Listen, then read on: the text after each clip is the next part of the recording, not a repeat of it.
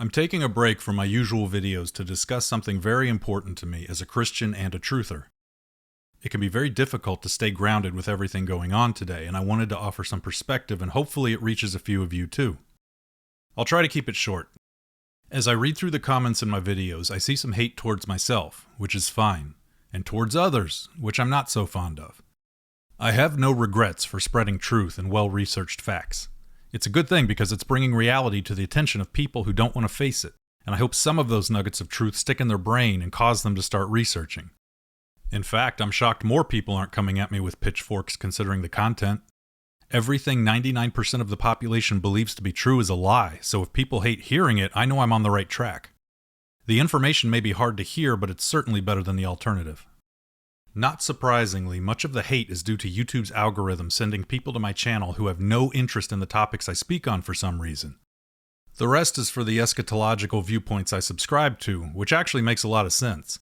The Little Season believers have essentially created a new denomination, and it's just human nature to be more inclined to fight over small details than it is to argue with those who have entirely different base beliefs. Like Eagles versus Cowboys instead of sports versus knitting. Mozart versus Beethoven instead of opera versus rap. I could go on, but you get the idea. There also seems to be some hate within the Little Season community, which I guess stands to reason as the movement is growing in size every day and no two people have identical beliefs. But there they are, battling it out in the comments over little things. They are the exception, however, and it's the fact that this community is comprised of people with diversified interests that make it such a beautiful thing. It's an idea revered by Christians from all walks of life. Evidence-based historians, biblical scholars, and especially those who work or have worked in the wicked institutions that control our modern world. They've seen it firsthand, and I love reading their comments, but hopefully we can continue to keep it civil even as Satan plants his seeds of hate and division so we can keep everything from falling apart. I realize most of you are probably more spiritually evolved than myself and don't need to hear any of this, but I personally need constant reminders of Jesus' teachings, especially in these times. I have always struggled with the concepts of love and forgiveness. It's a quality I admire in other people and prey on for myself. How can we love everyone as it's described in the Bible? How do we love those who bring pain and suffering to the world through their worship of Satan? If this truly is the Little Season, which I believe it is, then those who encourage and celebrate the evils of this world, war and death, media and entertainment, our political system, our phony education system, institutions created and controlled by demonic entities designed to deceive and rob us of our spirituality and ultimately our lives, are not only our neighbors, they are also our enemies. In a previous video, I spoke about how an Amish community in Pennsylvania lost 6 children in the Nickel Mines massacre. They were able to find enough strength from God to pray for the shooter, attend his funeral, and cater to the needs of his family after he ended his own life. I don't know that I would be able to forgive someone who killed one of my children. I'm not even sure I would be strong enough to forgive someone who even just hurt them. So how can I be expected to forgive the people who are responsible for the suffering and enslavement of all mankind? The world is a horrible place due to the evil and deception that runs each and every relevant aspect of it. But just as much blame has to be placed on the people who support it, because it wouldn't exist otherwise. The world is run by Satan and his followers because people allow it. His only power is deception, but we still have to oblige. This is why the Bible warns us of the dangers of allowing ourselves to be deceived. Original sin. Eve allowed herself to be deceived when she ate that apple. Jesus warned his disciples to be as wise as the serpent before sending them out into the world. It's made quite clear the deceived aren't victims, it's their choice. The wickedness is not difficult to see, most people just choose to deliberately ignore it because it's both easier, ignorance is bliss, and they love the spoils of Satan's reign. A perceived lack of accountability for filling their lives with greed, pride, vanity, lust, sexual perversion, violence, deception, you name it. But as bad as things are now, everything is still deteriorating with each passing day. The future is bleak, most obviously in the faltering government and financial sectors. I have children who in 10 years are supposed to be entering the real world. Printing enough money to cut the value of the dollar in half every 4 years just to keep the stock market propped up for the billionaires hasn't produced any jobs. In fact, there are less jobs by the day. There are millions of kids now studying for degrees that won't exist by the time they graduate, if we even make it that far. Our financial system of forcing the working class to pay for the lifestyles of the wealthy is beyond ridiculous. I still can't even fathom how previous generations allowed the world to be centered on debt-based currency and fractional reserve banking. Or how even current generations are not resisting the theft from future generations in the form of massive government debt and runaway inflation just to increase the bottom line of already wealthy people. But they did and still do. And they're the reason poverty and suffering is taking over the world and why we've been separated from our spiritual self and aren't able to live in this realm as God had intended. Not that it matters, most jobs are just wasted time, and I'm not even sure we have 10 years before the prophecy is realized. So, how do we love these people who have destroyed the futures of our children, the lives that God wants us to live? What do we do when our enemy is also our neighbor? What is love? Well, I use Jesus as my guide for everything else, so let's look at how he approaches the topic. In John chapter 15, Jesus tells his disciples to love others as he has loved them. That's a good standard. Let's avoid the rampant deception within mainstream media and almost every Christian church where we are sold this idea of an all-loving, all-forgiving Messiah. That's mostly true, but they paint him to be a chill guy who just wanted everyone to have a good time and do whatever makes him happy. That's not love.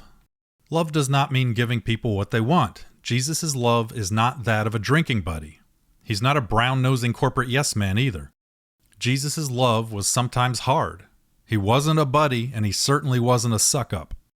Now, there are many ways to show love, and Jesus was the master. Let's start with parental love, which is hard but unconditional, and was mostly what he used with his disciples.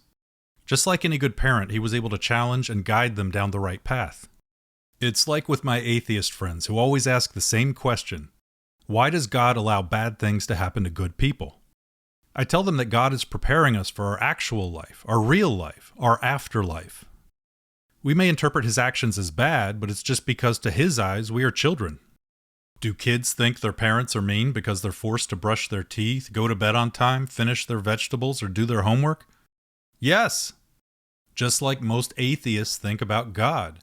But he is trying to prepare us for the next life. And just like our parents, he doesn't do these things because he hates us. He does them because he loves us. When James and John asked if they could call fire to rain down on a Samaritan village in Luke 9:54, Jesus rebuked them. He was also quite hard on Peter on many occasions.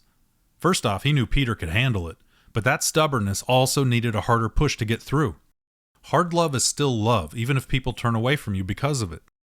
On that note, another form of love Jesus expressed was allowing people to walk away. He never manipulated people into following him. In John 6:66-68, many followers left after he proclaimed that his body was the bread of heaven. He then asked the 12 disciples if they wanted to leave too. When the rich young ruler in Matthew 19:22 walks away, Jesus didn't chase after him. He didn't chase after anyone for that matter. He allowed everyone to have free will. Truth was one of the greatest forms of love Jesus used, both on his friends and enemies. Jesus didn't tell people what they wanted to hear. He told them what they needed to hear. He called out the hypocrisy of Pharisees and scribes many times, such as in Matthew 23:13-36. It certainly didn't feel like love to them, and for the most part his words fell on deaf ears. But at least it opened Nicodemus' heart and allowed him to learn and repent of his sins. But there were so many other ways he showed his love. Obviously, bearing the cross is the greatest example throughout the existence of all mankind, but I wanted to speak on expressions more relevant to life today. Satan likes to make things black and white, good and evil, two-party political systems, allegiance to country, especially during war, sports rivalries, pre-trib versus post-trib, just kidding. But there's no gray area anymore. It's a perfect breeding ground for hate. It creates rules that remove common ground and discourage love. This is not what Jesus taught us, which is why love is so important. It allows us to work together to achieve civility. Hate causes anger and depression, which leads both sides to sin. A perfect example of this black and white divide is gay marriage. A few years ago, my cousin got engaged and sent me an invitation to his wedding. Now keep in mind, we grew up together and spent a lot of time in each other's company, camping, backpacking, even caving. And we formed a strong bond over these adventures. On more than one occasion, even had to rely on each other for survival. We were close. He excitedly invited me to his wedding, and I thanked him but said that I wouldn't feel comfortable attending. I told him that I love him and love spending time with him, but I just couldn't do this one thing. If he needed anything else, to just let me know. And it's true, I can't endorse a celebration of sin. This infuriated him, and he cut me out of his life because I didn't completely support his sexual preferences. Since when did we become completely defined by this one simple bodily function? Even the times I called out his poor behavior in the past, he didn't eject me from his life, and vice versa. Why is this particular topic so black and white? Well, I'm sure he was brainwashed into it like everyone else. This is what Jesus was talking about when he just wanted us to love one another. He knows we all sin, but that doesn't mean we should be defined by those transgressions, nor should we encourage them in others. I love the person, I just don't approve of the behavior.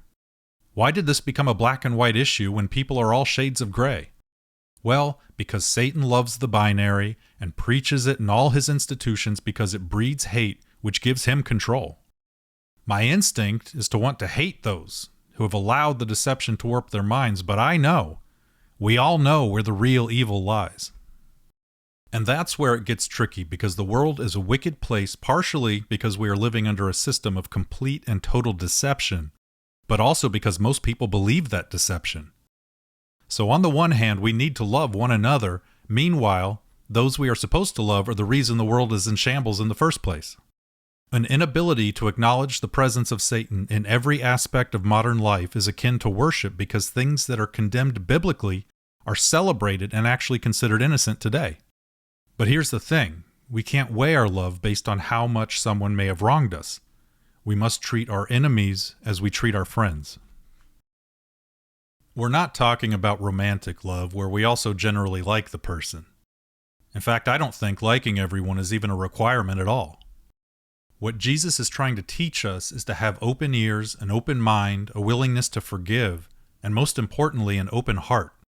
1 Corinthians 13, 4-7 defines love as being kind, without envy or pride, not remembering prior indiscretions, rejecting evil, and celebrating truth. It always trusts, hopes, protects, and perseveres. Just as in John chapter 15, he wants us to show our love to each other the same way he showed love to his disciples. The greatest example, of course, was his ultimate sacrifice, which teaches us to put everyone else's needs before our own, even if it costs us something. I'd say especially if it costs us something like time or pride. He wants us to forgive freely. He ties love and forgiveness inseparably together. He wants us to seek peaceful resolution, not vengeance. And we should pray for those that hurt us, as the Amish showed us at Nickel Mines. We need to set aside our pride and serve others humbly, show our love with our actions, and not just physical needs, but also help others to meet their emotional and spiritual needs as well. We need to speak truth in love. This doesn't mean we have to tell our friend he's wearing an ugly shirt, but gently correct sinful behavior and certainly not enable it in the name of friendship. That's the opposite of love. And here's the tough one. We need to make sure that we extend it to everyone, not just those who reciprocate. In Matthew 5:46-47, Jesus says, "If you love those who love you, what reward do you have? Serve those that you despise. Treat every person as Christ in disguise. Love without discrimination. And if they walk away from us, so be it." In John 14, verse 15, Jesus says, "If you love me, keep my commandments." This means one of the best ways to love is to read the words of Jesus Christ. Follow his teachings and keep them top of mind, especially in stressful situations. That doesn't mean we don't overturn the tables, so to speak. Corrupted institutions need to be shut down, just in a nonviolent manner. Although it's probably too late for that. It used to be they only had power because we believed they did. And if everyone simply ignored them, then they would cease to exist. But now they have weaponry that can silence anyone they want with the push of a button. Especially after they complete their rollout of biometric digital ID here shortly. That would have applied to previous generations, but they dropped the ball, so here we are today. Alright, back on track. Forgiveness and righteous behavior are tough even on a good day. But as we approach final judgment, it's more important now than ever, especially as things are falling apart around us. If you made it this far, thanks for appeasing me. I know it was a little self-indulgent. I just needed to make this video to keep perspective, and we'll be back to exploring the corruption of this world with the next one. God bless us all.